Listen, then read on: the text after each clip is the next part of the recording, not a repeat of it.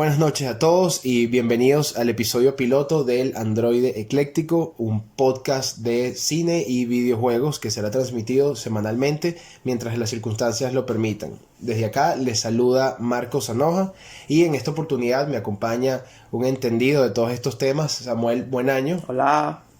En este primer episodio estaremos dando la antesala a Cyberpunk 2077, un videojuego esperadísimo durante toda la generación pasada de videojuegos, desarrollado por los polacos de CD Projekt Red, creadores de la mítica saga de The Witcher.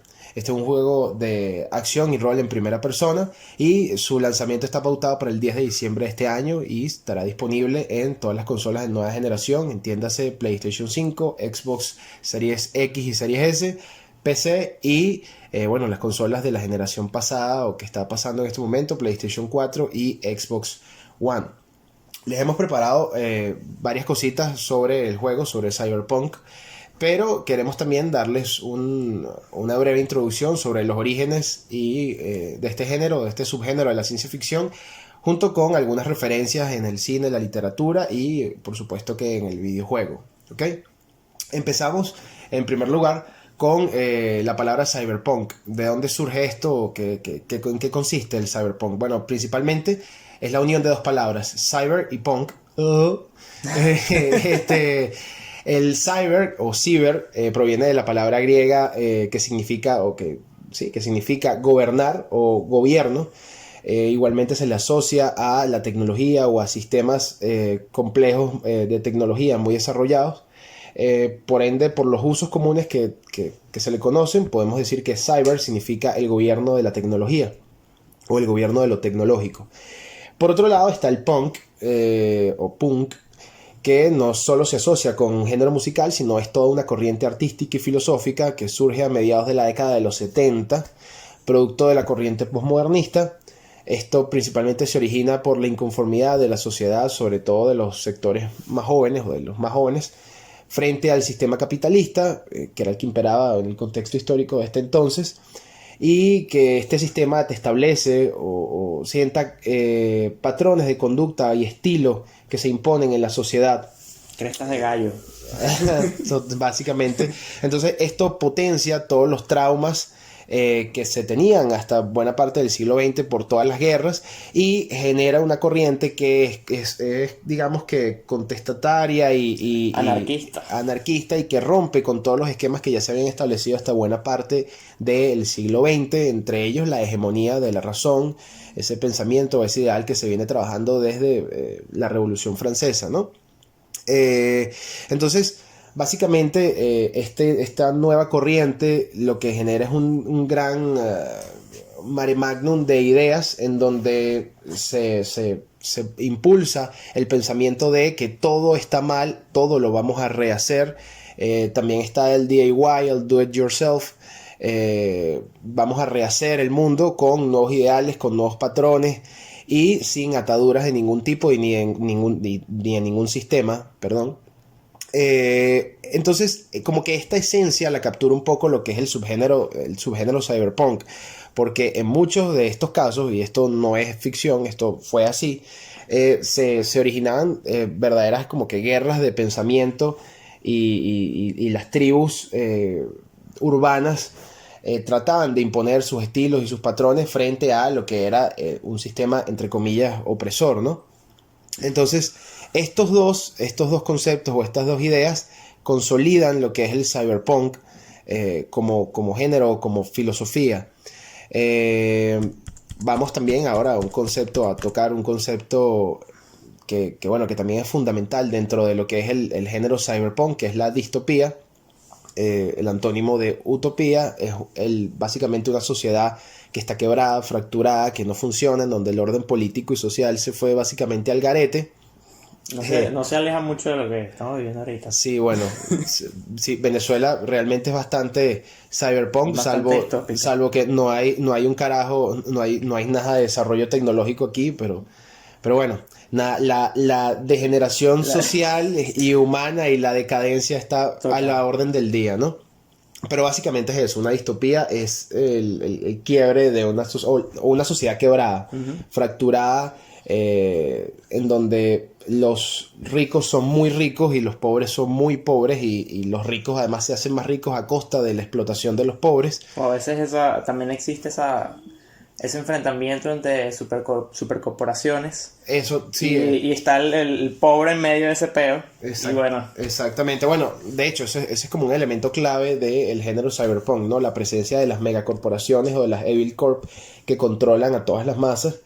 Y de hecho, esto también es clave porque en la mayoría de estas historias distópicas, el Estado, parte de lo que es el gobierno, queda muy desplazado, totalmente desplazado por la hegemonía de las megacorporaciones. Sí, pasamos del el control sobre la tecnología, se traduce a control sobre todo, la tecnocracia. Exactamente. Entonces, la distopía como eje o base fundamental del cyberpunk, ya aclaramos ese punto. Ahora nos remitimos a referencias en el mundo cinematográfico, literario y de los videojuegos. Empezando por el último, los videojuegos. Samuel, ¿tú nos puedes dar luces un poquito en esto? Sí. Por ejemplo, una saga mítica que de hecho hasta los momentos creo que es la que logra consolidar mejor el género cyberpunk dentro del mundo de los videojuegos. ¿Cuál dirías tú? Deus Ex. Ok. Por mucho. Ok. ¿En qué consiste Deus Ex? Sí, Deus Ex comenzó, el cyberpunk de Deus Ex está muy, muy apegado a la realidad. Por lo menos el del primer juego. Es una cosa que tú juegas ese juego y te puedes imaginar un futuro cercano viviendo así. Claro, el juego es una amalgama de teorías de conspiración, pero está ahí, pues está ahí. Tú juegas ese juego y vas a sentir que en 10 años todo eso que dice ese juego es premonitorio. Súper profético el juego. Y bueno, las secuelas, que no son tanto secuelas, son como una especie de remake de... los juegos que salieron después son precuelas. El Human Revolution. El Human Revolution sí trata algo un poco más familiar, que es lo del transhumanismo, las aumentaciones robóticas, todo este problema que genera el ser o no ser sí, aumentado, digamos la presencia del cyborg, la figura que es parte humana, parte... Entonces se crea como que ese problema máquina social y el estigma que... Aquí creo que también está la presencia en el videojuego de una megacorporación que se llama Cypher, creo. En el nuevo, por lo menos en el Human Revolution, que es el que yo medio he visto, y el Mankind Divided, que creo que es el último ya que salió. No recuerdo, yo sé que está Sarif Industries. Sarif, que es donde que el Jensen, que es el protagonista, y él trabaja para el CEO. Él es como un compañía. investigador, sí. Bueno, entonces digamos que la saga de Deus Ex es la que traduce mejor lo que es el cyberpunk hasta la actualidad, dentro de la generación actual, ¿no? Y de hecho dentro de todas las generaciones, porque yo creo que es el único que ha logrado como que alcanzar se ha logrado consagrar como el juego cyberpunk por excelencia, dentro de los últimos años, por lo menos. Luego tenemos juegos como el Observer, por ejemplo, que estamos jugando, o que jugamos hace poco. Es increíble a nivel estético y a nivel artístico, es un juego impresionante. No es tan, digamos que no es tan mundo abierto, no es tan extenso como puede ser un Deus Ex, o como al menos fue el último Deus Ex que salió. Es un juego más pasillero, es de investigación, y la historia es un thriller bastante oscuro. Sí, tiene unos elementos de terror, y algo que tiene excelente es ese feeling claustrofóbico. Sí, cuando ves hacia arriba y ves esos edificios, la verticalidad, sí. ¿no? Y a nivel estético es impresionante, además de que el protagonista del motion capture, o nuestro protagonista dentro del juego, es el gran Rutger Hauer, Roy Batty, o el Roy Batty de Blade Runner, la del 82. Con eso pasamos a las referencias de cine. Sí, exactamente. En donde tenemos a Blade Runner como el pilar fundamental del género cyberpunk. Yo creo que Blade Runner, o mejor dicho, yo creo que Ridley Scott con Blade Runner logra como que sentar lo que es un importe artístico y estético. Como la ilustración de todas Sí, estas historias literarias. exactamente. Por cierto, Blade Runner, y aquí saltamos rápidamente y luego regresamos al cine. Blade Runner está basada en la novela de Philip K. Dick, Sueñan los androides con ovejas eléctricas, creo que es del 64 o del 65, no lo recuerdo exactamente, pero volviendo con Blade Runner logra como que sentar lo que es la estética o la ambientación por excelencia del género cyberpunk. Tiene una historia, además la historia es un thriller, es prácticamente un neo-noir súper interesante, que además plantea el tema de los recuerdos dentro de los androides, los sueños dentro de los androides. El avance de la tecnología a tal punto que ya la línea entre el ser humano y el androide como que se difumina. Sí, y tienes a los androides como que empezando a sentir cosas, sí, sentimientos humanos. Sí, claro, que también es algo que se trabaja un poco bueno, digamos en la segunda parte de Blade Runner, en la 2049, en donde básicamente la línea principal de estas dos películas es la humanización del androide y la deshumanización del ser humano. O sea, los androides en un punto llegan a sentir más o a ser más empáticos, a ser más humanos que el mismo humano, valga la redundancia. En Blade Runner, la del 82, con el tema de los sueños y los recuerdos. Y ya luego aquí entramos un poquito en terreno de spoiler en Blade Runner del 2040, Blade Runner 2049, ya incluso con el tema de la gestación, ¿no? Uh-huh. Ok, bueno, ahora saltamos a otro punto, otra película, Matrix. Aquí, bueno, en Matrix se plantea digamos, la conquista de la máquina sobre el ser humano y es ya Matrix raya incluso en lo apocalíptico. Sí, los humanos están básicamente ya desplazados completamente por la máquina. Bueno, ya es casi un planteamiento apocalíptico, ya quizás el tema de las megacorporaciones aquí ya, queda de un hecho, poco... tienes a la gente ya pegadas en máquinas de realidad virtual. Sí, bueno, sí, exactamente. Para escapar todo lo que está pasando. No, bueno, de hecho, ni siquiera es algo escapista, es básicamente que la máquina utiliza un programa de realidad virtual para controlar y para utilizar sí, la biomasa humana para seguir ellos reproduciéndose como combustible, ¿no? Luego tenemos Gattaca. Esta tú la conoces bien, Samuel. Sí. Plantea el tema de la eugenesia. Tiene eso. Quizá la película no tenga tanto esa estética cyberpunk. Sí, tiene una estética futurista muy así acabada, así como ¿cómo es ese estilo de decoración? Minimalista. Deco. Art Deco. Creo que es algo así, sí, ¿verdad? Sí, y a pesar de que no tiene esa estética cyberpunk decadente, sí tiene eso de la eugenesia, tiene eso del estigma que ocurre cuando tienes a una élite de personas que son superiores a otras, y entonces tienes al protagonista tratando de escalar esta montaña de jerarquía, Sí, de jerarquía. Sí, y para lograr su objetivo es muy interesante, muy interesante. Luego están Los Hijos del Hombre, que bueno, esta película, parecido a Gattaca, no aborda tanto la estética cyberpunk futurista, pero sí está muy presente el tema de la decadencia, la pobreza generalizada, el control de algunas corporaciones, el tema, aquí otra característica del cyberpunk que quizás es el tema del control de la natalidad. Aquí no ocurre eso precisamente, pero pasa como a la inversa, ¿no? Que es que más bien la gente necesita. Poder concebir, porque básicamente que el hombre se está extinguiendo. También aborda bastantes planteamientos del tema cyberpunk, claro, desde una perspectiva un poco más realista y un poco más apegada a lo que es esta realidad de estos tiempos, ¿no? Luego está Mad Max, que también tiene ciertos elementos cyberpunk, pero raya más en lo apocalíptico que otra cosa. Uh-huh. V de Venganza, en donde también quizás el tema futurista no está muy presente, a pesar de que, ojo, es una película que para la época en que se proyectó la historia estaba basada en un futuro cercano, pero en V de Venganza se plantea el control de ya no una corporación, pero de un gobierno opresor, con tintes fascistas. También está presente el tema del control genético y de la experimentación con los seres humanos para lograr algo, digamos que algo parecido a los propósitos de la eugenesia. De venganza, y me viene a la mente la pantalla del tipo este, ¿cómo es que se llama? El senador Sutler. Senador Sutler. Sí, muy 1984.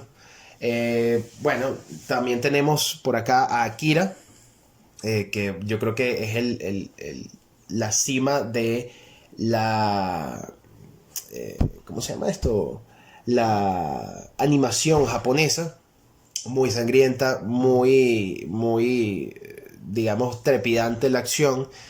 El cyberpunk, la estética cyberpunk es impresionante. También está muy presente ese tema de esas guerrillas entre tribus urbanas, que es básicamente la mitad de la película en ese plan. Luego ya entramos un poquito con el tema fantástico, con el tema más de ciencia ficción, que no vamos a spoilearlo, porque está increíble, que es necesario que la vean, pero es impresionante. O sea, para mí Akira es la mejor película cyberpunk de animación, y además para mí es una de las mejores películas de animación de la historia. Al menos en cuanto a estética, captura el cyberpunk de una manera increíble. No, y además es el tema de la acción. O sea, el ritmo de la película es estupendo, a pesar de que la película es bastante larga, ¿no? Luego está Ghost in the Shell, también otro hito del cyberpunk en la animación japonesa. Aquí, Ghost in the Shell para mí tiene el ritmo es un poquito más lento, es un poco menos ostentosa que Akira, sí. Pero también plantea cosas increíbles, como el tema de la adicción a las realidades virtuales, que es como una especie de subtrama que se da dentro de la propia película, el tema de los androides. Y bueno, finalmente tenemos Minority Report, de Steven Spielberg, del año 2002, también clave dentro de lo que es el cyberpunk moderno, basada también en otro relato de Philip K. Dick. Impresionante todos los aportes que ha hecho este señor al género. Minority Report cuenta la historia de, creo que es el jefe de la policía, creo que es de Los Ángeles, que además es el jefe de la policía, pero es el jefe de una unidad especial que se llama la unidad de precrimen, que utiliza a dos o a tres, creo que hermanos, que tienen como un trauma, pero al mismo tiempo este trauma como que les permite anticipar o tener un sentido como premonitorio que les permite anticipar los crímenes, y utilizan las habilidades de estos tres hermanos para poder prevenir, digamos, el crimen. Por eso la unidad se llama precrimen. Y bueno, en medio de todo esto, el protagonista, que es Tom Cruise, por cierto, el actor, se ve envuelto en un asunto muy turbio, y se le empieza a acusar a él como un asesino. Y bueno, nada, toda la película es la persecución de Tom Cruise y la búsqueda de él, de las pruebas y de la forma en la que él puede demostrar su inocencia, ¿no? Luego nos vamos un poco a la literatura, con cuatro textos claves dentro del cyberpunk. El primero, 1984, del cual, bueno, no hace falta hablar mucho, de George Orwell, una novela en donde el protagonista vive asediado por sus pensamientos, y asediado también por un sistema o por un gobierno opresor, también con tintes fascistas. Sí, tienes estos elementos así tipo neolenguas, que también los ves en Cyberpunk. Estas tribus empiezan a desarrollar su propia jerga, y las mismas corporaciones también te obligan a que cambies tu forma de hablar. Además, el gobierno aquí, que también es algo importante, el gobierno prohíbe ciertas palabras para que las personas de esta forma vayan como que olvidando acontecimientos históricos que fueron claves en el pasado, y de esta forma sean mucho más maleables a los intereses de este gobierno, ¿no? Bueno, luego Sueñan los androides con ovejas eléctricas, que es la novela de Philip K. Dick que utilizó con algunas licencias, por supuesto, Ridley Scott para hacer Blade Runner. Este relato para mí es fundamental, puesto que muy cercano al comienzo del relato, se plantea una situación que para mí es una de las problemáticas principales, o uno de los de las angustias principales que siente una persona que vive dentro de una distopía de estas que plantean los universos cyberpunk. Recuerdo que la esposa de Rick Deckard, que es el protagonista de esta historia, igual que la de Blade Runner, tiene una especie de crisis emocional porque ha consumido tantas pastillas tantos inhibidores de emociones, Emoción. que ya no puede realmente sentir esas sensaciones o esas emociones negativas que siente por la soledad y el aislamiento de todo este universo, y siente que tiene que drenar de alguna forma, ¿no? Entonces yo siento que particularmente es otra cosa ese común, sí. es uno de los temas principales, o es uno de los problemas que tienen principalmente las personas que viven en una sociedad de estas distópicas y dentro de un universo cyberpunk. Sí, el uso de las drogas está súper presente. No solo la realidad virtual como escapismo, sino las drogas como escapismo, que tienes un ambiente tan opresor y tan hostil que, bueno, que Sí. más que acudir a los psicotrópicos y a las sustancias. Es que además han alcanzado un nivel de desarrollo tal que te permite incluso inhibir ciertas emociones negativas, ¿no? O incluso producir artificialmente emociones positivas, como por ejemplo la alegría, el gozo, incluso hasta el deseo sexual. Luego tenemos Alternate Carbon, que bueno, es una novela del año 2002, que por cierto fue llevada a serie hace poco por Netflix. Creo que Me entero que es una novela. Yo sabía que era una serie, pero bueno, de hecho, que creo que tú me habías comentado que la habían cancelado sí, creo que sí. recientemente cancelaron después de su segunda temporada. La serie también es un poquito, no sé, yo siento que no la llevaron tan bien a cabo, quizás no he leído la novela, pero sé que vi varios capítulos de la serie de la primera temporada, y oye, no sé, hay algo ahí que como que no cala muy bien. Pero bueno, nada, es lamentable que no haya podido seguir Continuar. desarrollándose este proyecto. Siempre es interesante tener más eh, elementos cyberpunk dentro de la parrilla de entretenimiento, ¿no? Y bueno, finalmente llegamos con Neuromancer, la obra pilar de William Gibson del año 84. Hay que acotar que Neuromancer junto con Blade Runner son las dos obras que sientan los patrones estéticos y ambientales de lo que es el universo o los universos cyberpunk. Neuromancer es una novela que a nivel literario su calidad quizás no es lo más impresionante, porque la novela salta de un lado a otro, los personajes a veces no se describen muy bien, y bueno, sobre todo el tema de la narrativa, que salta hacia adelante, a veces hacia atrás, y confunde bastante, ¿no? Sobre todo porque no es un libro precisamente corto. Pero a nivel ambiental y a nivel y el nivel de la descripción de las sensaciones que transmite el entorno es algo realmente sublime, ¿no? Yo creo que William Gibson fue un pionero dentro de este género y un adelantado además a su tiempo, ¿no? Porque incluso novelas más actuales, más recientes, no han logrado materializar el género o materializar lo que es el cyberpunk en el texto como lo ha logrado hacer este señor. Y lo hizo, imagínate, en el año 84. Planteó cosas tan adelantadas a su época como una especie de proto-internet, ¿no?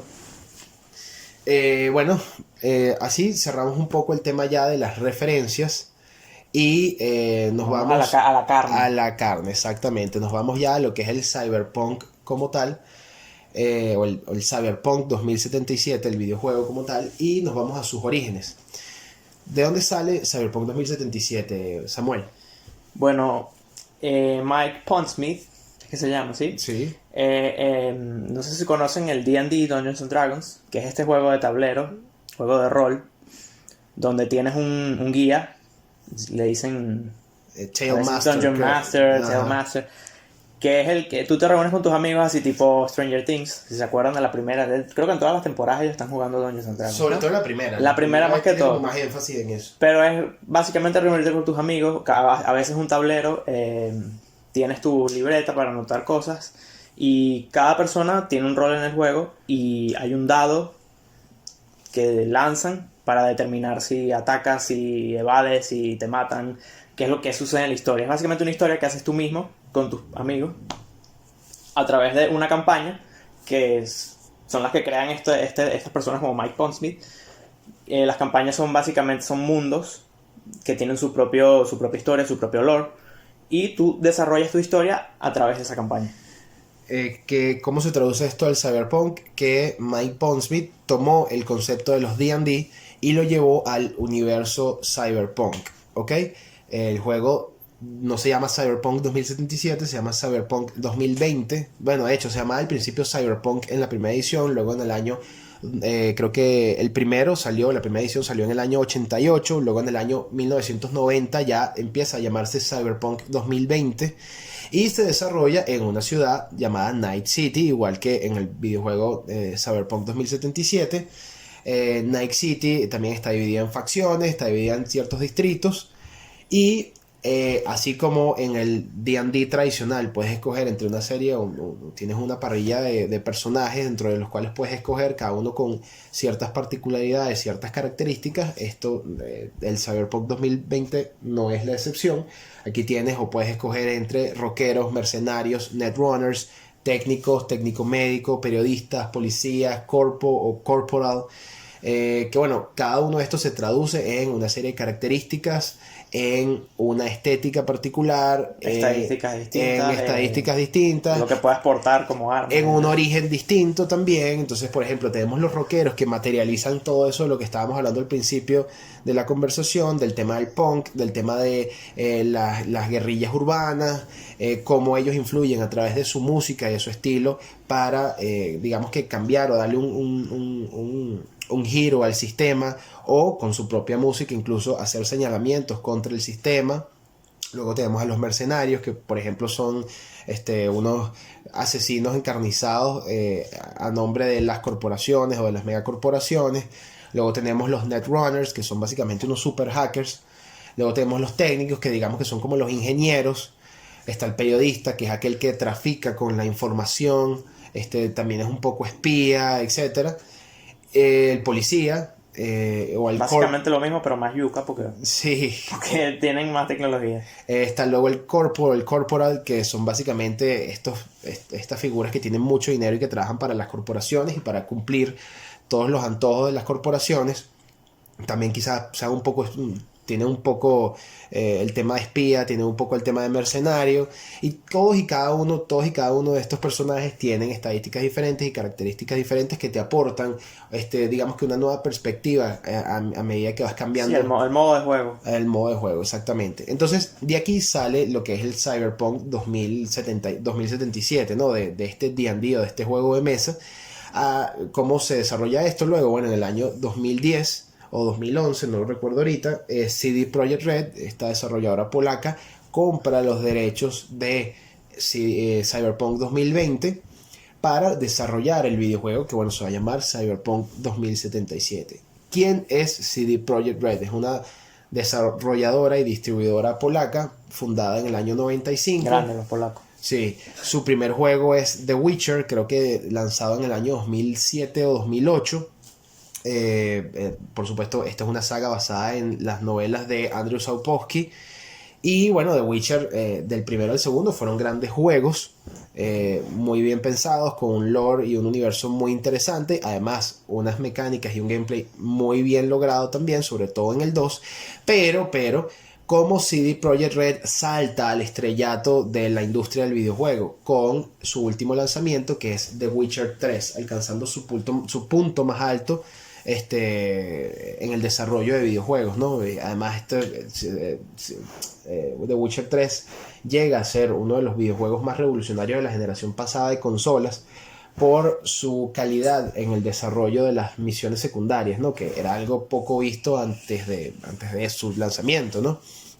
Un mundo increíblemente bien logrado, súper variado, súper vasto, con una cantidad de NPCs, por Dios, para otros juegos envidiable, con una calidad de guión estupenda, una historia increíble, larga además, y sobre todo una calidad en las misiones secundarias que no se había visto o era muy poco conocida hasta antes del lanzamiento. Juegos como Oblivion o Skyrim le llegan, pueden llegar Sí, hasta ahí. sí, pero incluso yo diría que juegos como Oblivion y Skyrim tienen una calidad en el desarrollo de las misiones secundarias también estupenda, pero The Witcher logra unir o unificar un desarrollo en gameplay estupendo o una movilidad en el jugador o en el personaje estupenda junto con una calidad de misiones secundarias óptima, ¿no? La unión de estas cosas es poco vista en el videojuego. Quizá una excepción pudiese ser el Skyrim y quizás el GTA V, ¿no? Pero bueno, nada, es importante que tengan ustedes una referencia de quiénes son estos señores de CD Projekt Red, qué tienen, cuál es su background, qué videojuegos han desarrollado. Y bueno, si nos ponemos un poco reduccionistas, esta gente nada más tiene, Samuel, una saga detrás de ellos. No tienen, digamos que no tienen experiencia en otro videojuego que no sea The Witcher. Y tampoco es decir poco. Sí, o sea, ojo, tampoco lo digo en sentido peyorativo, ¿no? The Witcher 3 y The Witcher 1 y 2 son pilares fundamentales en lo que es el RPG fantástico medieval, ¿no? Pero, oye, la gente ha puesto sus expectativas, yo creo que muy altas. Demasiado altas. Demasiado altas, sobre todo. Porque es entendible, claro. Sí, por supuesto, pero bueno, nada, tampoco es raro sentir algo de temor, ¿no? O algo de incertidumbre, para ¿no? nada. Bueno, nada, ya habiendo aclarado cuál es el origen de Cyberpunk 2077 y de CD Projekt Red, nos vamos ya como tal a lo que es el videojuego Cyberpunk 2077 y toda la información que manejamos hasta el momento, ¿no? En primer lugar, Cyberpunk es anunciado en el 2012. En el 2013 se lanza un teaser que desde ese momento yo estoy prendado con el juego esperándolo, ¿no? Ya son casi 8 años. Respeto a la gente que está esperando desde entonces. Sí, 8 años básicamente esperando este videojuego, del 2013 hasta el 2018 sin ninguna información, hasta que en el 2018 lanzaron un announcement trailer muy bonito pero muy genérico también, que no te dice nada realmente del videojuego como tal, sino que te plantea un universo cyberpunk, vuelvo y repito, bastante genérico. Pero ya luego, 2 o 3 meses después de ese 3 del 2018, donde revelan este tráiler, ya sacan un gameplay en donde ya podemos ver de cómo está estructurado el juego y de qué va, ¿no? Adicionalmente, bueno, para los que no lo sepan, el juego es un RPG de acción en primera persona. Esta última característica yo creo que ha sido lo más controversial. Que te tiene mal. Sí, totalmente. A mí particularmente no me gusta que hayan tomado esta decisión de hacerlo en primera persona, sobre todo no dando la posibilidad de ponerlo en tercera persona, como por ejemplo alguno de los juegos de Bethesda o la actualización al PlayStation 4 de GTA V, que tiene la perspectiva en tercera persona y en primera persona. Porque considero que a pesar de, tú sabes, de lo decadente que son estos universos cyberpunk, siento que cuentan con una belleza como que natural, que siento que es necesaria apreciarla de forma panorámica, ¿no? Y en una perspectiva de tercera persona, porque oye, quizá la perspectiva en primera persona es mucho más personal, pero te priva un poquito de lo que es ese panorama global, ¿no? Creo que es una cuestión de inmersión también. Sí, adicionalmente hablábamos también hace un tiempo del tema de la customización del personaje, ¿no? ¿Para qué customizar tanto, perdón, tu personaje si al final no vas a poder ver realmente o vas a poder ver en muy pocas ocasiones lo que llevas puesto, ¿no? No vas a poder verle el pene. Exactamente. Por cierto, eso es una de las características también del editor de personaje, que es súper vasto y te permite modificar los órganos genitales, los senos, el trasero. Eso creo que es nuevo. No se me ocurre ningún juego que te deje hacer Sí, eso. no, y ahorita salió una actualización de la información y que aparentemente también vas a poder modificar el tamaño de las uñas acrílicas si te pones, ¿no? Los dientes, tienes implantes dentales que si de oro o alguno de plata, cibernético. O sea, de verdad que el editor de personajes tiene una cantidad de características y de aspectos que evaluar que es muy interesante, ¿no? Adicionalmente, es un mundo abierto, por supuesto. La ciudad está dividida en 7 distritos. La ciudad, Samuel, Night City, también siento que es como un protagonista más dentro del videojuego, porque creo que es una de las cosas más que importante. va a hacer o a romper el juego. Sí, exactamente. Yo pienso que el desarrollo de la ciudad o el desarrollo de los distritos que dividen la ciudad es algo clave para el videojuego. Yo siento que si la ciudad no es lo suficientemente nutrida en detalles y en NPCs, yo creo que ahí va a estar la principal falencia del juego, tiene ¿no? que jugar mucho con esos contrastes de lugares muy decadentes y lugares súper Súper lujosos y súper desarrollados, ¿no? Sí, yo pienso lo mismo, y bueno, y me preocupa eso, aunque por lo vasto y por lo bien desarrollado que está el mapeado de Witcher 3, pienso que bueno, no va a haber problema en ese aspecto, sobre todo porque coño, son 8 años de desarrollo, ¿no? Pero bueno, vamos con los life paths o digamos que los orígenes que puede tener tu personaje, ¿no? Son 3 clases o 3 orígenes o 3 life paths: el Nomad, Corpo y Street Kid, ¿no? El Nomad siendo como una especie de, bueno, lo dice el nombre, un nómada. Estos son los que viven como en los sectores, ¿qué puede ser eso? Rurales. Sí, o las más, afueras de la ciudad. los más rurales del mapeado. Eso me tiene muy curioso porque usualmente estas historias son todas en la misma ciudad. Sí, todas se focalizan en la metrópolis y pocas veces salen a los alrededores, ¿no? Entonces este concepto de nómada es como algo que además tiene como una estética muy Mad Max, ¿no? Sí, o sea, sí. es algo muy Mad Max y llama la atención, ¿no? A mí por lo menos yo creo que cuando lo tenga me voy a ir por esa, me llama realmente la atención. Luego está el Corpo o el Corporal, estos son los ejecutivos de las megacorporaciones. Ya es un estilo mucho más pulcro a nivel estético, por supuesto, un estilo incluso de ropa mucho Los más que van y pulcro. te quitan el brazo mecánico si no pagas así. Exactamente. Tiene un estilo minimalista, serio, sobrio, sombrío también. Y bueno, son los que obedecen a los intereses de las megacorporaciones. Y luego tenemos los Street Kid, que son básicamente, el otro día estábamos tratando como de definirlo y nos costó, pero yo creo que pueden ser todos estos pertenecientes a estas tribus urbanas, Sí. que digamos Sí, que luchan contra el sistema. Sí, le puedes decir rateros, le puedes decir malandritos. Sí, Pero sí. son gente que saben de calle, que están ahí, Y que se desenvuelven, que se pueden que saben desenvolver, cómo moverse. saben cómo desenvolverse, exactamente. cómo evadir a los pacos. Cada uno de estas 3 clases tiene un origen distinto. Me imagino que el prólogo va a ser diferente dependiendo de cuál escojas. Y bueno, nada, luego tenemos el tema del gunplay. Buen año. ¿Cómo crees tú que se adapta el tema de las armas o del gunplay a lo que es el tema del leveleo, del level, pues del RPG?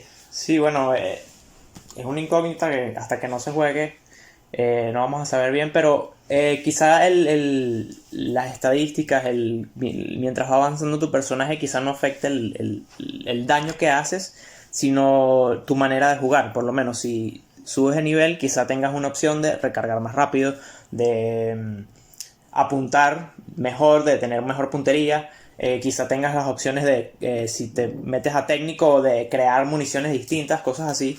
Sí. Me imagino más o menos que van a trabajar de esa manera. Sí, yo en un momento me extrañó un poco el tema de las armas, porque por un momento pensé que quizá iba a ser algo así parecido a lo que hicieron en Fallout 4, que mejoraron el sistema del gunplay haciéndolo mucho más, digamos, dinámico, guardando las distancias, parecido por ejemplo a un Rage 2 o a un Doom, pero igual está el tema del level. Entonces Sí. quizás le pegabas a un enemigo en la cabeza, le disparabas en la cabeza, Le hacías cosquillas. y le hacías cosquillas, de verdad. O sea, era eso. O sea, no pasaba absolutamente nada porque el level del enemigo era mucho mayor al tuyo.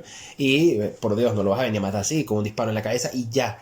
Entonces he visto los videos del gunplay y lo veo tan acelerado, tan rápido, tan dinámico, tan a lo Doom del 2020 o 2016, el que ustedes prefieran, que me impresiona cómo van a lidiar con el tema del level. O sea, me llama la atención, o sea, lo que te estaba comentando, pues va a ser algo parecido a Fallout, o es eso, el tema del level va a estar orientado a la rapidez, por ejemplo, con la que te desenvuelves con tal arma, o la rapidez con la que puedes recargar, o si subes o leveleas en tal o cual aspecto, puedes fabricar más munición y mucho más rápido. Eso bueno, realmente es lo que me llama a mí la atención. Quizá al final no afecte en el tema del daño que genera el arma, Claro. sino es más en eso que estamos comentando, en esos aspectos como... Y bueno, no solo armas de fuego o láser, no sé si habrá armas No, con hay, láser. hay katanas, eso sí, Katanas. vi que hay como una katana de, no sé, de un material ahí todo extraño. También están los aumentos estos que son como Importante. dos cuchillas que te salen de los Importante. brazos. Que de hecho eso antes era, esas cuchillas tenían una mecánica como de araña que podías trepar los muros. Tengo entendido que sí, Projekt Red quitó esa característica de ese aumento porque como que afectaba el gameplay o la estructura del gameplay, ¿no? Lo otro sería los acercamientos sigilosos. También. Sabemos cómo También las diferentes... aplicarán el sigilo, Yo la creo- invisibilidad, capaz eso. con una augmentación, cosas así. Yo creo que también la forma en la que algo clave también para el videojuego también es la cantidad de formas en las que puedes abordar cada misión o cada situación, ¿no? Eso también me parece clave dentro del videojuego. Está el tema de la conducción que bueno, me parece interesante hasta ahorita, o sea, me gusta lo que he visto, no tengo nada que decir sobre eso. Los vehículos que he visto me parecen muy, muy, muy sexys todos, sobre todo los convertibles y esto. Pero bueno, no sé qué tal se desenvuelve eso. Espero que no sea muy arcade, o sea, espero que tenga su nivel de complejidad. Ujú. Pero bueno, ¿alguna última consideración, Samuel, antes Bueno, de que cerrar? ¿Algo que esperas de Cyberpunk 2077? misiones bien escritas, interesantes, que me parece que para estos juegos es algo primordial. Sí, yo honestamente lo único que esperaría es que Cyberpunk cuente con una historia lo suficientemente seria y compleja para estar a la altura de, yo creo que del género. No quisiera que Cyberpunk se trasladara o fuera como una especie de reskin de GTA Sí, V. hay muchas personas que están pensando eso Sí. viendo los trailers y sí se ve.